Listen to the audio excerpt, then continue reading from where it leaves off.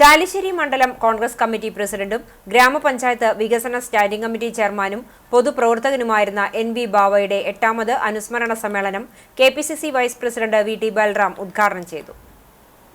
നിസ്വാർത്ഥ പൊതുപ്രവർത്തനത്തിന്റെ ഉദാത്ത മാതൃകയായിരുന്നു NV ബാവ എന്ന് ബൽറാം അഭിപ്രായപ്പെട്ടു.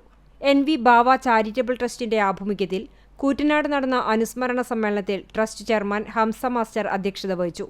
UDF Thrithala നിയോജക മണ്ഡലം ചെയർമാൻ TK സുനിൽകുമാർ അനുസ്മരണ പ്രഭാഷണം നടത്തി.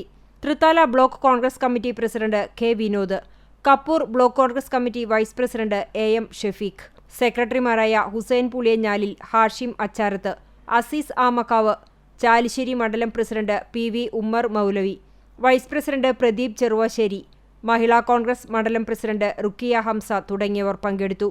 ട്രസ്റ്റ് കൺവീനർ അബ്ബാസ് കൂറ്റനാട് സ്വാഗതവും യൂത്ത് കോൺഗ്രസ് മണ്ഡലം പ്രസിഡന്റ് VR പ്രകാശ് നന്ദിയും പറഞ്ഞു.